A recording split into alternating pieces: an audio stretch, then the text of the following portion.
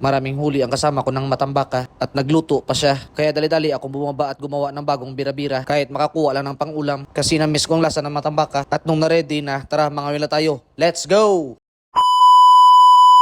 At dito unang hulog ko palang nabuhol agad yung nylon ko. At syempre ganun talaga, kailangan may mga pagsubok talaga. Kailangan merong hirap talaga, hindi puro sarap lang. Grabe, haya-haya ni Muoy. At pagkatapos dito para nag-i-enjoy na ako dito mga master. Di ba halata naman sa mukha ko? At pagkatapos ng 2 oras, pinutol ko na lang at saka dinugtong. At nung mga ngawil na ako, meron naman namumukot sa gilid ng barko namin. Sabi ko kailan ako makapangawil nito, gutom na ako. At nung nakaalis na sila, nakakuha ako agad ng isang matambaka. Pero nagantay muna ako ng mga 30 minutes na pasmo yung daan eh. At pagkatapos nakakuha pa ako ng isa pa. Kaya ito pwede na tong dalawa, panood-an ramang kaha. At pagkatapos dito ko na inihaw sa hot plate para wala ng hassle. At nung naluto na, nagready lang ako ng sausawan na maraming sibuyas. Kaya tara, kain tayo mga master. Pasalamat pa rin ako dyan dahil nakakuha ako kahit 2 piraso lang. At nung pagsubok, oh grabe, murag makaigit man ta sa kalamian ni ay. Tanawa bang naong with feelings pa. At solo food trip muna ako ngayon kasi madaling araw naman dito ngayon. Kasi kung manggising pa ako sa kanila, baka ipalunok bigla sa akin yung mga huli kong matambaka. Kaya hayaan ko na lang sila. At hanggang dito lang muna. Thanks for watching. Let's go!